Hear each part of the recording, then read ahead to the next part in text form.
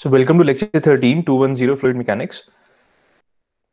In this lecture, we'll talk about a topic, an idea, a very important idea that is used for solving the fluid flow equations, and that is called the idea of streamlines. Okay, let me do a quick recap as to what we have been doing in the past few lectures.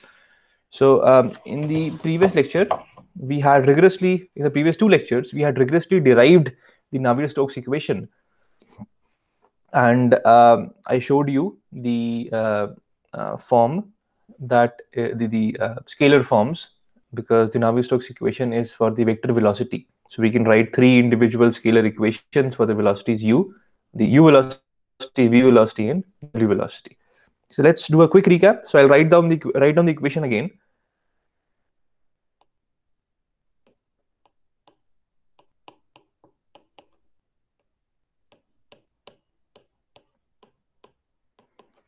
So this is the left hand side, where this is nothing but dv by dt, the total derivative of the substantial derivative of velocity v, that is acceleration.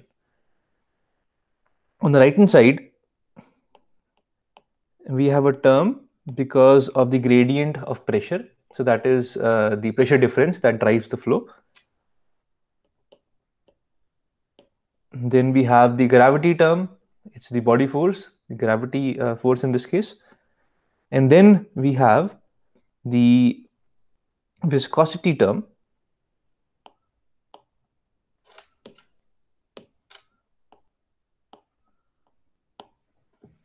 which has a Laplacian of v. Okay, so this thing nu, I made a mistake last time. I wrote a mu here. This nu is mu divided by rho. It's called the kinematic viscosity.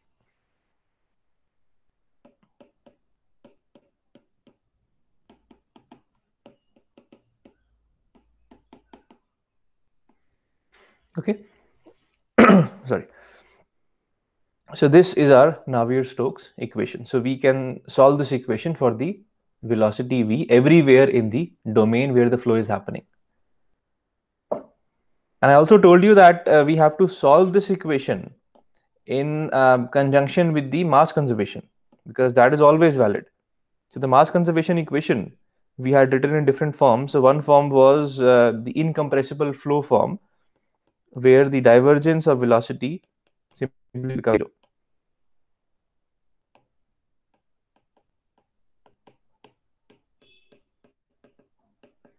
Okay, so this is the incompressible form. For compressible cases, you will have del rho by del t plus del dot rho v, that's 0.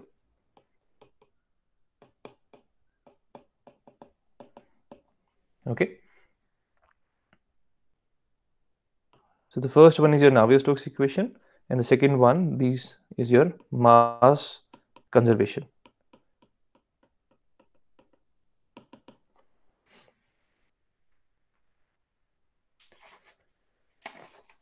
Right. So that was a quick recap of what we have been doing in the last two lectures. So let's move on from here.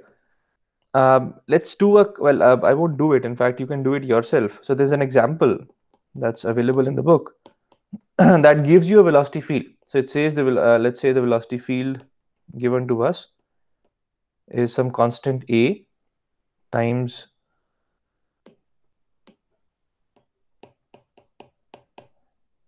x square minus y square, and the y component is minus 2a xy, and z is 0.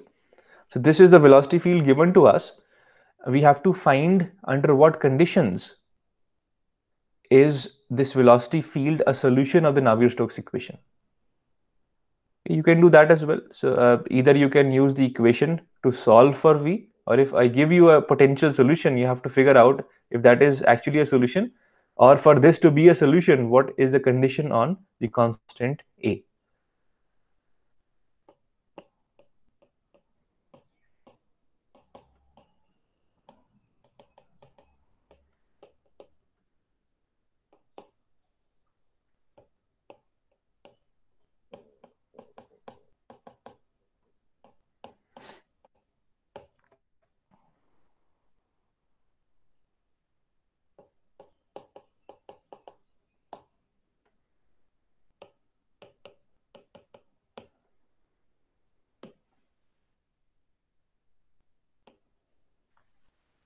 So you simply have to substitute this into the Navier-Stokes equation and then see if there's any condition on A that has to be satisfied for this equation, for this velocity field to be an actual solution of the Navier-Stokes equation.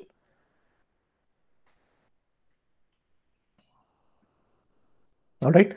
So please try to do it yourself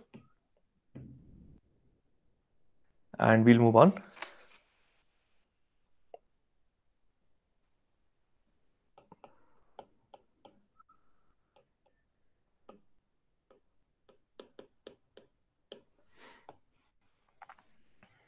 So you will hear this word boundary condition a lot.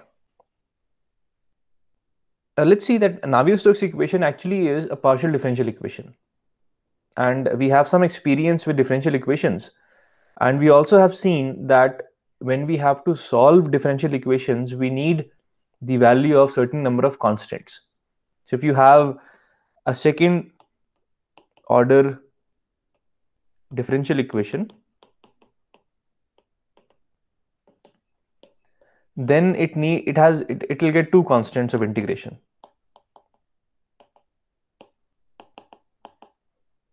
Okay, so to find these two constants, you need two conditions. So you have been doing this in differential equations. You are given certain conditions, certain boundary conditions, and once you substitute that into the solution, you can find the value of the constants.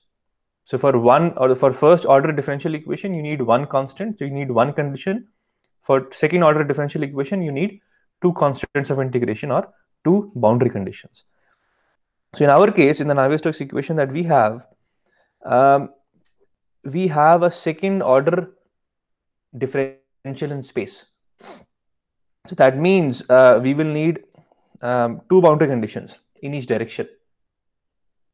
So for example, let us take a situation where the flow is happening on it's like that boundary layer that is getting formed. So this is a plate, or let's say the Earth's surface, and you have some flow happening. And we know that when the flow happens above a surface, there is a boundary layer formed. So very close to the plate,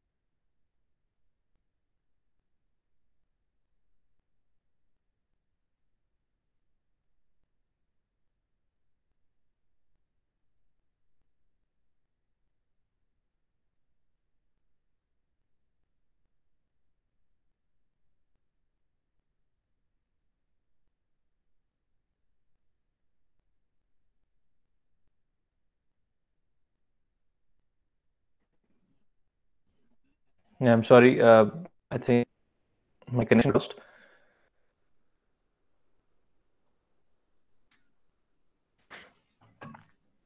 Right, so we are back. So we need, in this case, two constants of integration. All right. So for these two constants, we will need two boundary conditions in each direction. So let's see for this case where the flow velocity is, so the flow is entering at a free stream velocity of u infinity, and then it flows over the plate. So what we're interested in here is to find this profile and how this profile changes from one x position to the other x position. Because otherwise, beyond this boundary layer, the flow anyways is free stream. right? So what do we do? How do we find that? That's what we want to figure out. So we can solve the Navier-Stokes equation, because Navier-Stokes equation has all the information we need to solve for the velocity, but we need some constants of integration. So what we do is we make a domain. So we say that let this be our domain.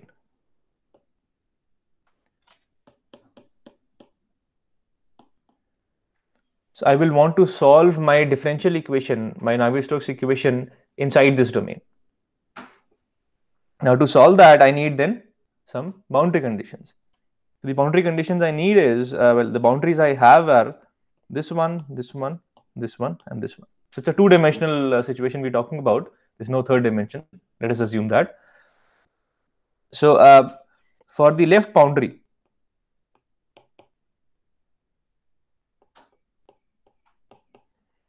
I can write that my x velocity is u infinity everywhere. It has not seen the effect of the plate yet. My y velocity is 0. The flow is entering in the x direction.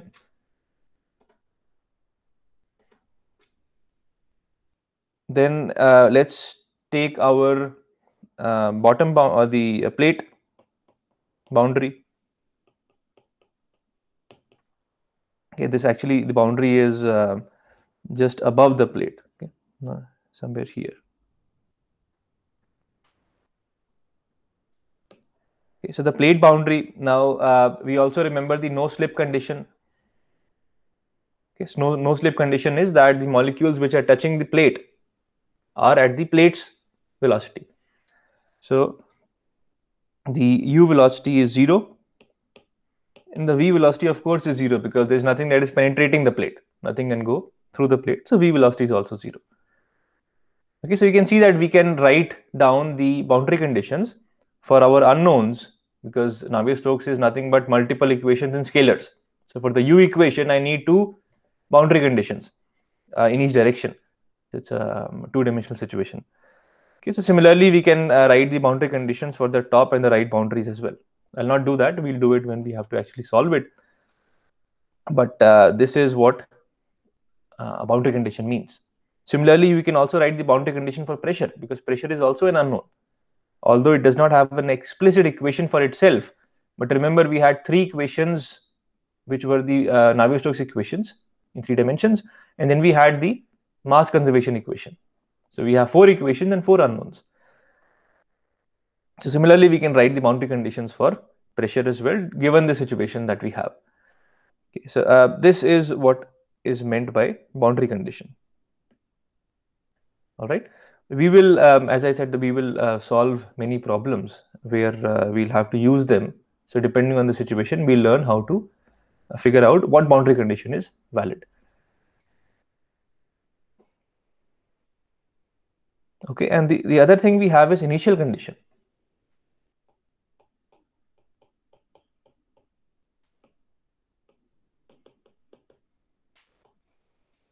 Because if you remember, then there's also a derivative of v with respect to time. So we need also one boundary condition in time, which is called initial condition. So it's actually most logical to know the value of the velocity field at t equal to 0 and at all points. And once you know the velocity field at t equal to 0, then you can find out the velocity field at all later times.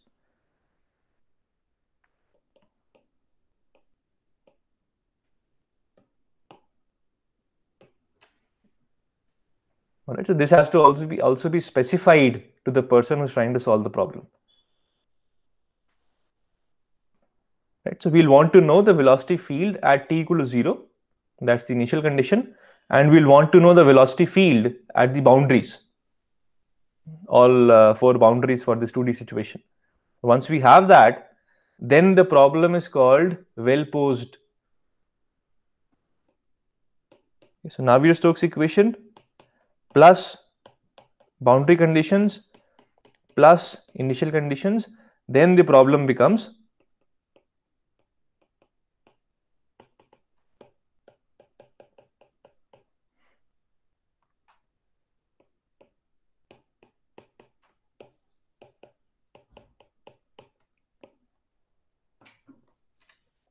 then the problem becomes well posed, and now we can solve it. All right.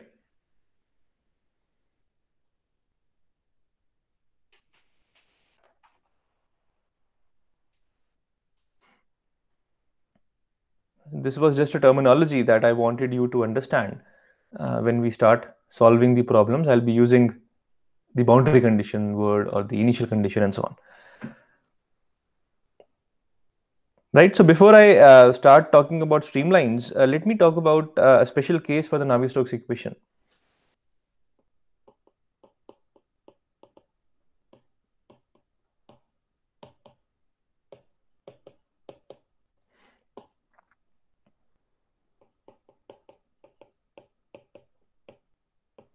And this is called Euler's equation. Okay, so what happens is, if you remember the word ideal fluid, so I told you ideal fluid means that it's a fluid which has zero viscosity. So let's talk about a fluid which actually is ideal, or we are dealing with a fluid which is almost close to ideal. So in that case, or we also call it inviscid fluid. Let's just call it inviscid flow, where the viscosity can be neglected.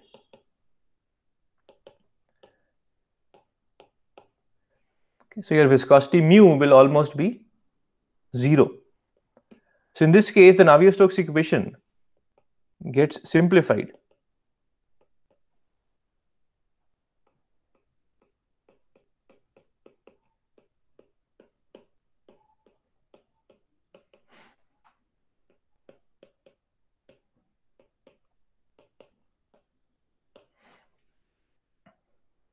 So that's all the equation now looks like.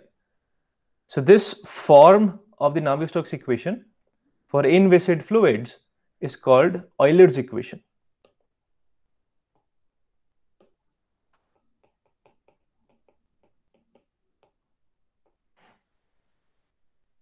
Now mathematically it's different from Navier-Stokes equation, although it's a limiting case, but mathematically its behavior is different because you can see that the second order derivative of v is gone. So mathematically it becomes a first order differential equation, because the only derivatives you have are first order derivatives of velocity. All right. So in this case, what in terms of boundary condition, since it is only a first order differential equation, you only need one boundary condition in space in each direction, not two. But we had talked about two boundary conditions. If you see at each boundary, we had different kind of boundaries. So we have to be careful as to which boundary condition we'll want to retain. Okay. So we'll again talk about this when we discuss it further. But I just wanted you to know that Euler's equation, and there is something called Euler's equation, which because you will hear about it quite often. Okay, so it's a special case of your Navier-Stokes equation.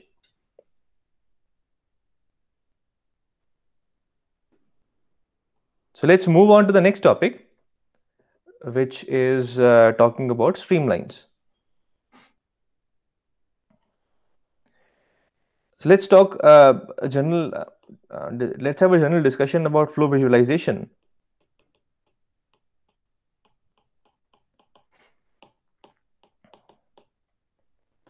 So we have certain mathematical objects, some mathematical ideas we use for visualizing flow. So let's talk about them. So the one object that we have is called streamline. Okay, so streamline are lines that we draw. Okay, these are hypothetical lines, of course, that we draw in a flow field. So they, let us say you have a streamline like this. Well, let's say you have an object, a solid object, and the flow is happening, this object is lying on the path of flow. So the flow will deviate and go like this. So you have seen pictures like this. Of course, I mean, there's no line in the flow that you see like this, but you do have seen these lines, and these lines are, you also have seen that they're called streamlines. Okay, so what it means, a streamline, what it means is that if I had to find the velocity field at any point, it will be tangential to the line at that point. So the velocity field here, for example, will be in this direction. The velocity here will be in this direction.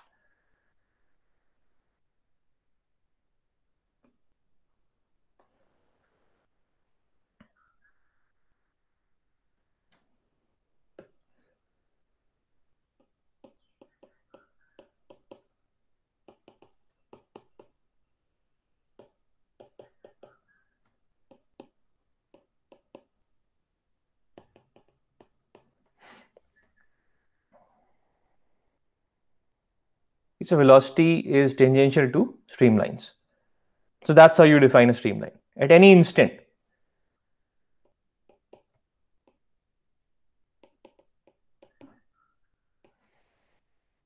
So this the figure that I've shown you is a situation for any instant. I have taken some sort of a picture, a snapshot of the flow field, and based on that I have defined these streamlines. The reason I called at any instant is because the flow could be unsteady. So the velocity, let's say at this point that we have talked about, is in this direction, but it may happen that after 1 second the velocity will be pointing downwards at the same point in space. It's unsteady flow. The velocity is changing with time at any given point in space. Okay, so then at each time my streamlines will be different. That's the reason I use the word at any instant.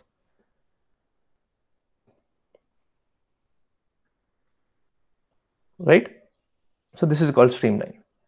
Now, one thing about streamline is it's more of a mathematical concept rather than an actual experimental concept. If I ask you to measure the streamlines experimentally, or I say that this is how the flow is happening, can you do some experiment to figure out how the streamlines look? It will be very difficult because you have to figure out the velocity at each and every point. How do you do that? You could do that. You could put lots of particles in the flow, and you could take a picture. So then that will give you the position of all the particles. Well, lots of particles, and then you can take another picture at after a very short interval delta t, so that you can find out the velocity vectors, because you have a particle. Let's say you have a particle here, and then after delta t time you saw that the particle is here now. So you can figure out, you can say that my velocity field is like this. And since you have lots of particles which were spaced nicely apart, then you could find out, since you have the velocity field everywhere, then you can get some understanding of the streamline.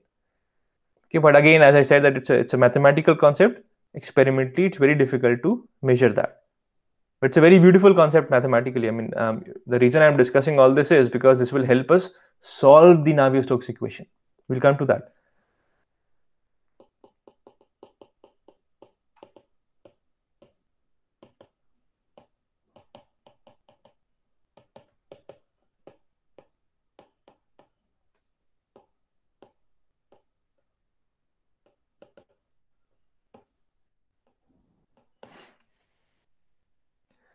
Right, so this was the first object. It's called a streamline.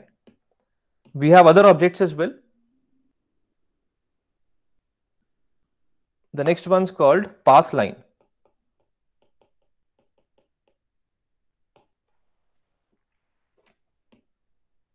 Okay, so path line, this is a very simple experimental concept. You take a particle in the flow, you color it, and then you take a long exposure photograph, or you take a video. So if, for example, in the same case that I was talking about, there's a particle that enters the flow from the left hand side. So you have this black colored particle. and then you take a video of it. So you see that the particle is moving like this. So this becomes a path line. So path line is the path traversed by any tracer particle.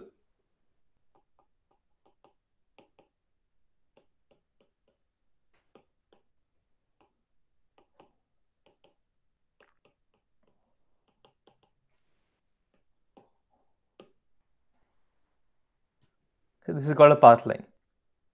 And as I said, experimentally, it's the most obvious thing you can measure.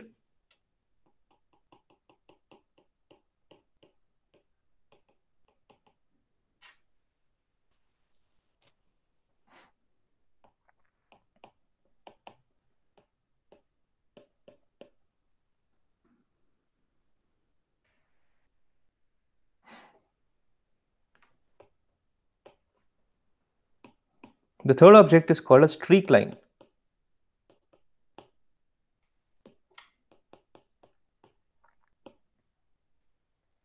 Okay, so this is a bit tricky.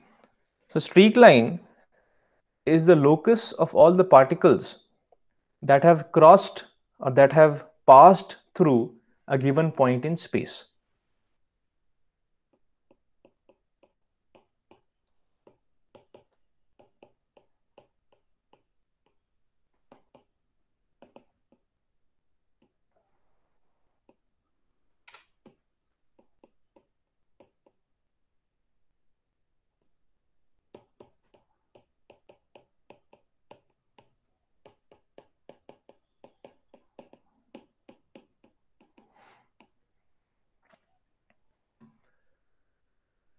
Right? So if I take a point in space and I keep a track of all the fluid particles that have passed through that point, and I keep a track of that, and then my flow starts now. I keep a track of all the particles which are flowing from that point in space, and then after a few seconds I then draw a line which is connecting all those particles. So if this is a point and then different particles have passed through it, so I connect them all and this becomes my streak line.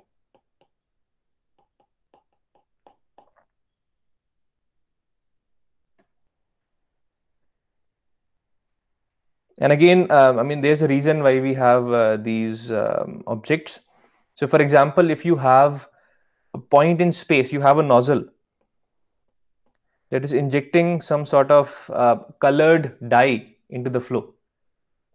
So what's happening is all the particles which are crossing this nozzle tip are carrying the dye with it. So if you were to take a photo of the flow after a couple of seconds, you will get a line, a streak, and that is called a streak line.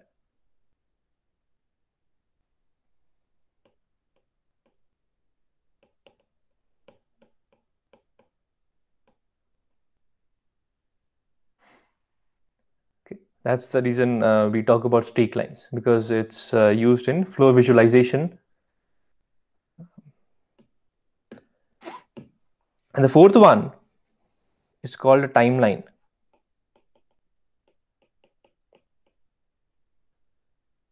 Okay, so timeline is a line or a curve.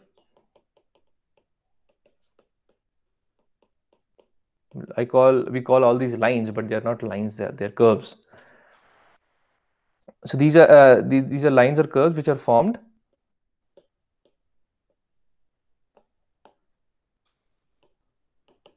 by different fluid particles.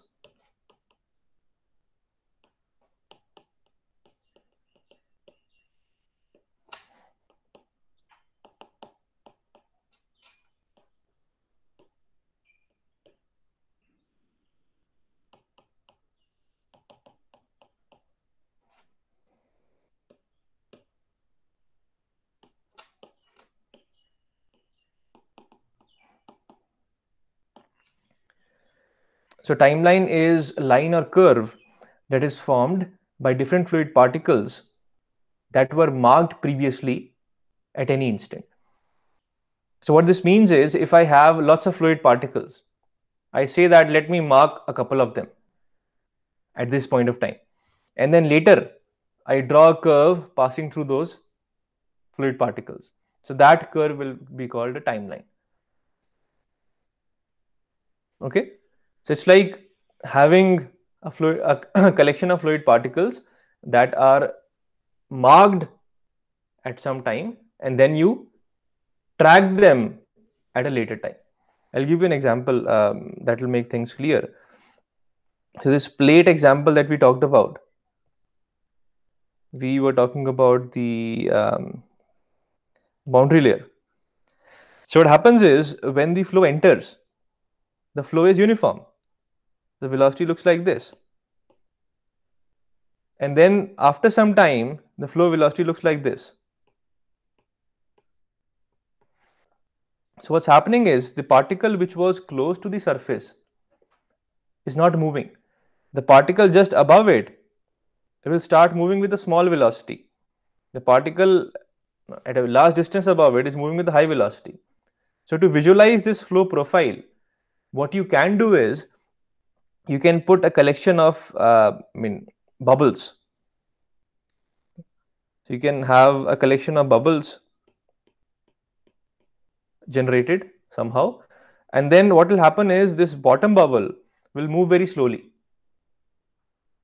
And I'm talking about just one line of bubbles. I had some technique through which I could create these one line of bubbles.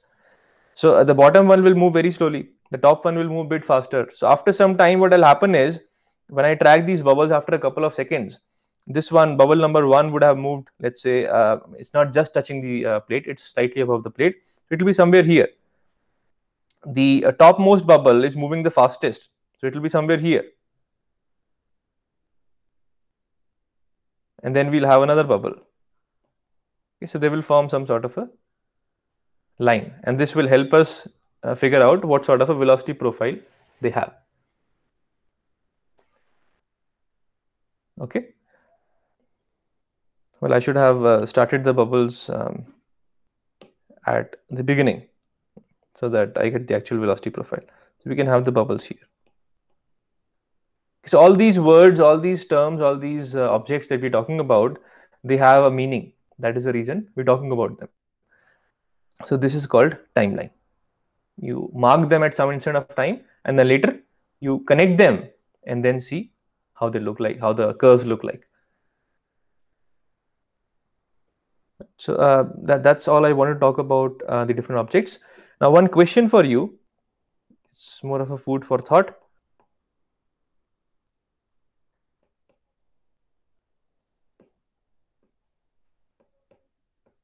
So can the curves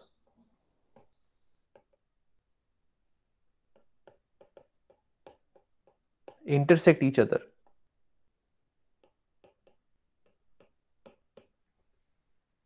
Okay, check for all four of them. Can two streamlines intersect each other? Can two streak lines intersect each other? Similarly for path lines and timelines. So please check it yourself. Okay, this is a homework. It's a very important concept. You'll have to think.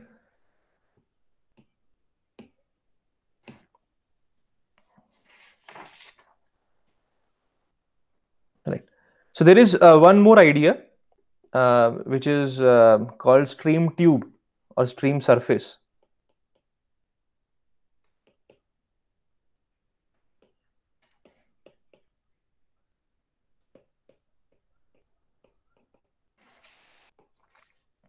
Okay, so if you have streamlines in the flow, I mean, if I'm talking about a flow and I'm drawing streamlines, so let's say you have flow happening like this. Of course, it's in 3D we're talking about with lots of streamlines. So what we can do is, I mean, if we take a curve, let's say, on the other side also, we have some sort of a curve. And through these lines, I mean, this is a closed curve C. So what we can do is we can create a hypothetical surface, which is the surface which is found by extruding the curve C along the streamlines. So if I form this, then this whole thing is called a stream tube or a stream surface.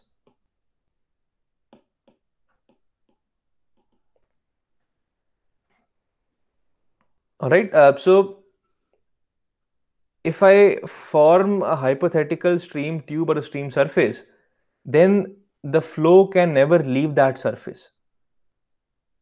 Okay, because the flow is always tangential to these streamlines. So what that means is uh, my flow will never intersect. Okay. So the flow will always be tangential to the streamlines, so it will always remain inside it. It's a hypothetical concept, but if I form a hypothetical stream tube, then you know that there is no flow entering it. So whatever is inside will stay inside it. Okay, it's a concept we use for discussions. So I just wanted to mention that this this concept to you. I'm sorry. There was one more question I wanted to ask you in the visualization objects. Okay, so this was one. The other one was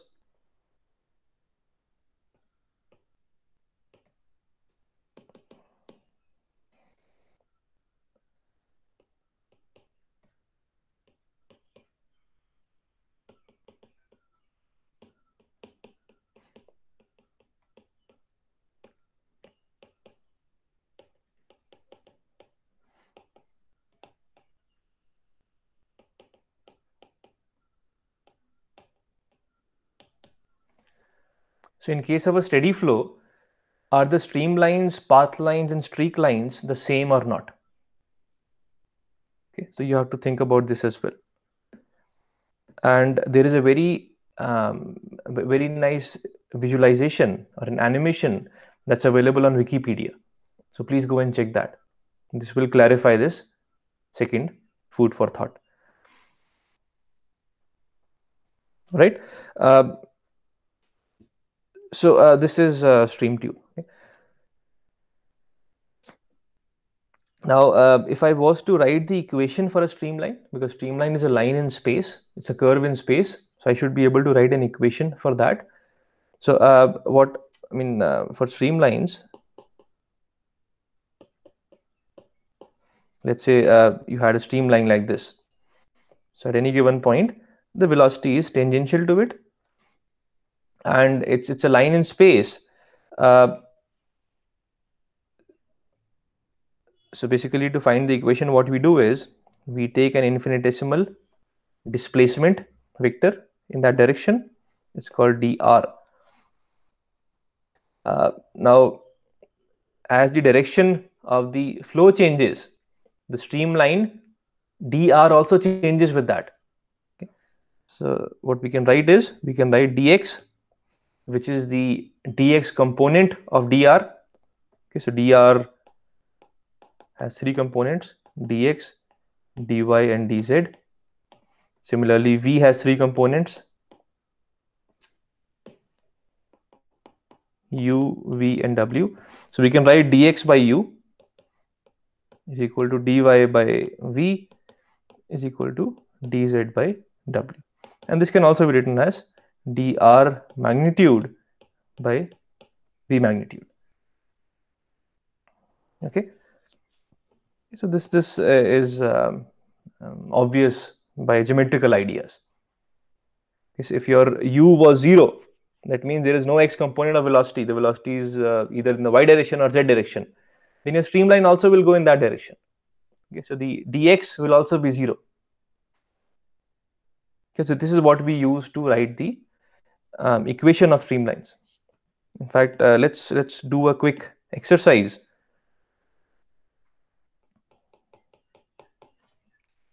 So you have a steady 2D velocity field.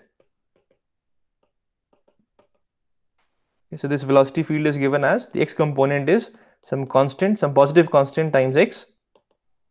Your v velocity is minus ky and w is 0. It's a two-dimensional velocity field, w is 0. And we have to find the streamlines I've asked you to draw the streamlines for this flow field. Okay, so K is a positive constant.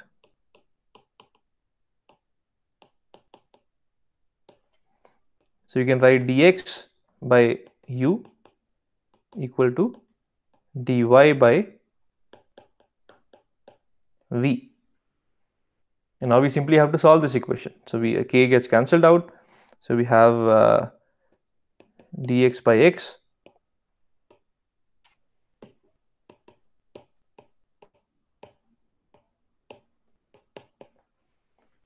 okay, so this will ultimately come out to be a parabola. Xy equals, this is let's call it log c. So this is xy equal to c. C is a constant. So that's the equation we have. So if I had to draw it, then I will get the, sorry, this is a hyperbola, not parabola. So we'll get this hyperbolas in the 4 quadrants. So these are the streamlines. And I can also draw the direction, because streamline is a line, but I have to figure out whether the flow is happening in one direction or the other. So you can see K is a positive constant. So in the first quadrant, it's in this direction. In the second quadrant, it's in this direction, and so on. So you can figure out yourself what streamlines look like.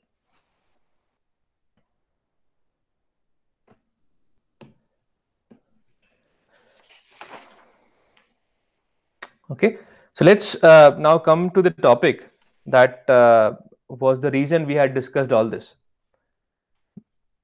And the topic is called stream function.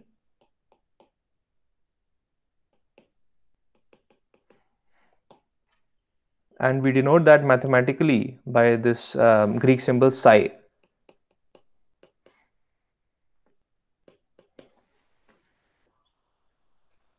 So remember, we have to solve the Navier-Stokes equation. That is what our aim is.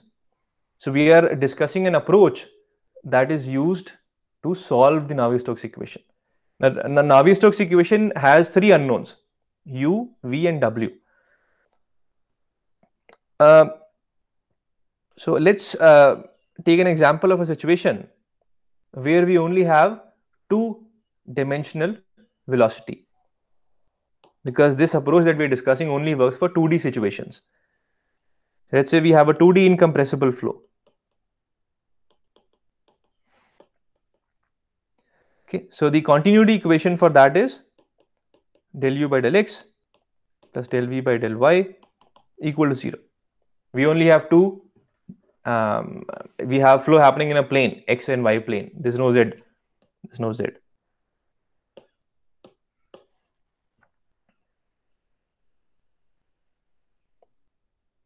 All right.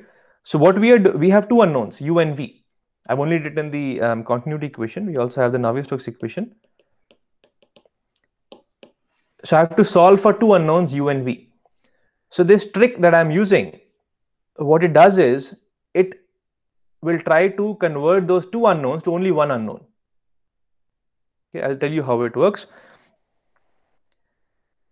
So we define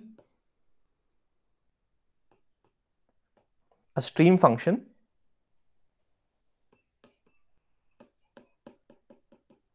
psi, which is a function of x and y. It's a scalar field such that your u velocity can be written as del psi by del y, and your v velocity field can be written as minus del psi by del x. So I'm looking for that kind of a scalar function psi such that my u and v can be written using this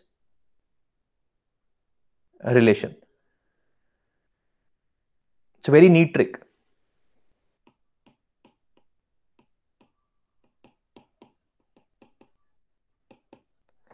Now you may be wondering that how can you find, why should there necessarily be a function so that u and v can be written like this? And the reason is because the velocity field has to satisfy this situation. Okay, because continuity equation has to be satisfied.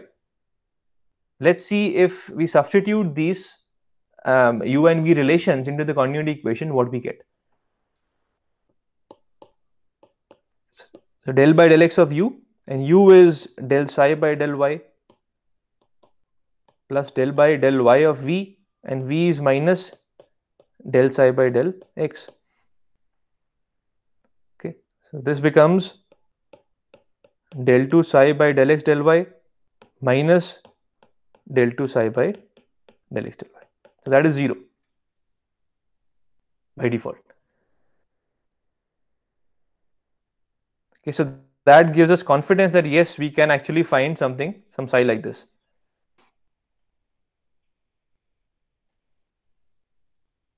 So what we have done is we have converted our problem to find two scalar fields u and v to finding only one scalar field psi. And the idea behind this is because the continuity equation has to be satisfied. So this psi is defined in such a way so that it by its definition satisfies continuity equation, and in the process we get rid of one equation. So now we only have one unknown psi and we have only one equation, which is your Navier-Stokes equation, but we have to do something to Navier-Stokes equation to convert that unknown in u and v to an unknown in psi.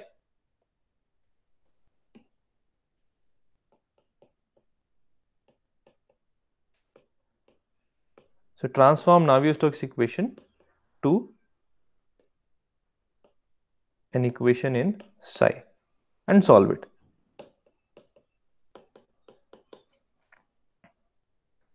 Right, so this is a very beautiful idea which is used whenever possible. I mean, flow actually is three-dimensional, but if your flow can be approximated as 2D, then you can use this idea, and that helps you extremely well when solving the fluid flow problems in 2D. Okay, and the whole idea is that by its definition of psi, continuity equation is satisfied automatically. You don't have to worry about it. That's how psi is defined. Okay, so we'll stop here. This is the idea I wanted to give you. In the next lecture, we'll explore this idea further. We'll go into depth of this, and if possible, if the time permits, we'll also solve a problem using this idea. So I'll stop the recording now. If there are any questions, I'm happy to answer them.